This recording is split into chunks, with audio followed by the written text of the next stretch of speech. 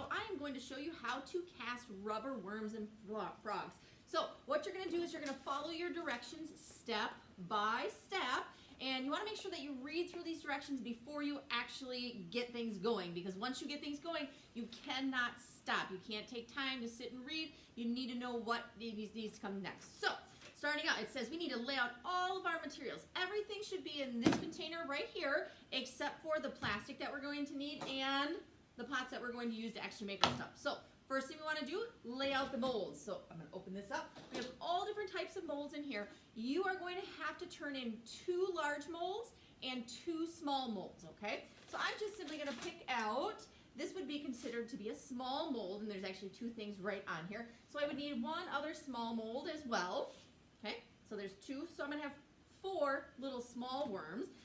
Then I'm going to grab, okay, I'm going to have a large frog, and I have large worms right here. Now, what I like to do is I like to make sure I put down newspaper, because in case I spill the plastic, I don't have to clean it off the table. I can just pick up the newspaper and I can throw it away. All right, so I have that. Next, we need our plastic jugs. Here are the plastic jugs. It's plastic for making plastic worms. One thing you really need to make sure that you do is shake this up really, really, really well. If you don't, and you come into class and it looks like this, see how it's all been separated? You will really need to shake this for a good 5 minutes. I've already pre-shook mine, so I can just set that down here. So you're just, again, you're going to have the plastic jug.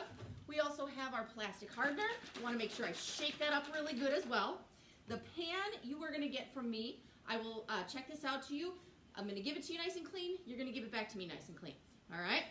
Next thing we want is stir sticks. We're just using good old-fashioned jumbo popsicle sticks. All right? Less cleaning we have to do at the end. We can just throw that away. I want to make sure I choose the color. You have lots of colors that you can choose from. We got purple and green and pink and black and blue. And so I'm just going to grab, first one I grabbed out, we are going with pink. All right, so I'm going to get my dye, my colorant out. I have my hot plate. You will have these inside of one of these booths over here. You'll have some wood down on the table as well. But again, like I say, I like to put down newspaper. So in case I spill, less cleanup I have to do at the end. You'll also need a measuring cup. Inside of here, we have half a cup. Half a cup is what we're going to use for our plastic. So I have everything ready, laid out where I want it to be. Next thing it tells me I need to turn on my hot plate using the power strip.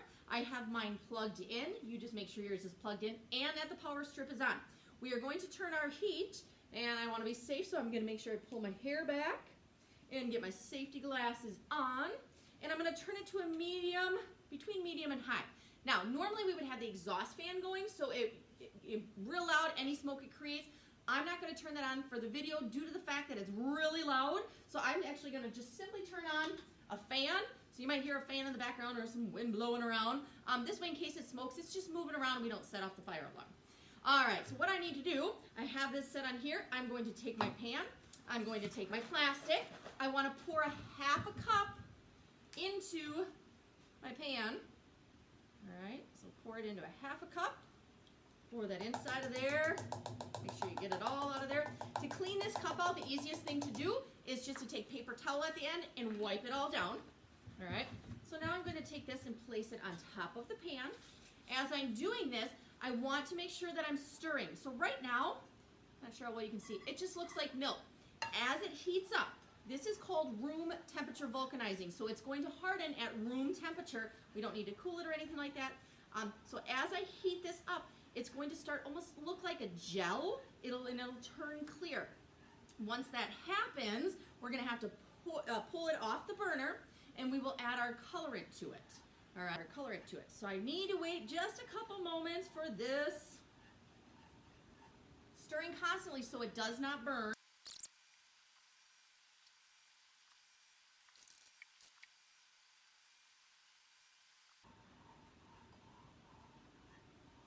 All right, here we go. So what's happening now is we've just constantly been stirring it, keeping the temperature even the whole entire time. As I'm stirring, what's happening is it's starting to get clear. It's going to start smoking a little bit, so now we need to move fast. I'm going to pull it off of the burner. All right, get that out of the way. And I'm going to add in 4 to 5 drops of the color that I want. All right. If you want an optional item that you could do, is to go ahead and you could add a little bit of glitter into this. Just let me know and I will be happy to help you out with that. Now I didn't put it back on the heat. I'm just stirring real quick to get the color in there. That's not bright enough. I would like it a little bit darker. I'm going to shake it up, get that pigment moving around, and I'm going to put a couple more drops inside of there. Mix it around. And so now you can see that it's turning pink. Now once I have that, I'm going to add one cap, not 1 cup, 1 cap of the hardener, and then I'll replace it back onto the heat. And now we only have about 1 minute to go. So I put my cap in there, set this off to the side, and I'm gonna mix this all in. Just reheat it a little bit. Now with that hardener, it's gonna start to harden, so you gotta mix really quick. Make sure it all gets mixed inside of there. If you keep it on the heat for too long, it's gonna harden and you won't be able to pour it into your molds. So I simply get it all mixed in. All right, now I'm gonna start to pour into my molds. I turn the heat off so I don't accidentally burn my hand on here. And when I pour in, I'm just gonna go from the largest cavity of our mold and move sideways, go nice and slow. If you get outside of the mold, it's totally okay because you are able to trim that stuff off later on. There we go. Move it around, fill the entire mold. All right, now I'm gonna go to a large mold. Make sure I get one of them done. All right.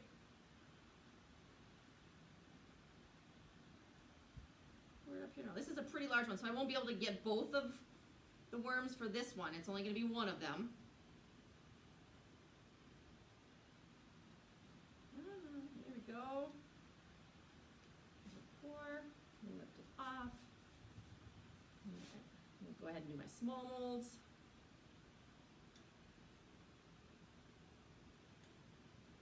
Make sure the plastic covers the entire mold, and like I said, it's totally okay if you overflow the mold because you can trim that off once it cools down.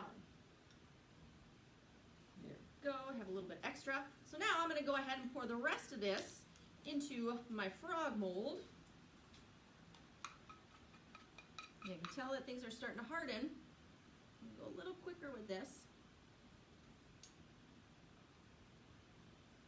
If you need to help spread it out, you certainly can once it starts to harden.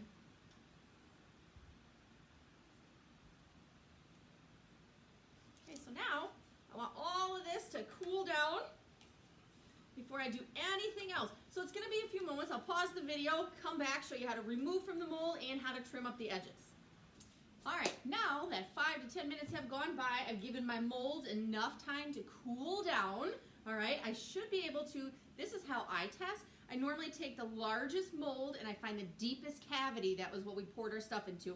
And I kind of take my finger and I push on it.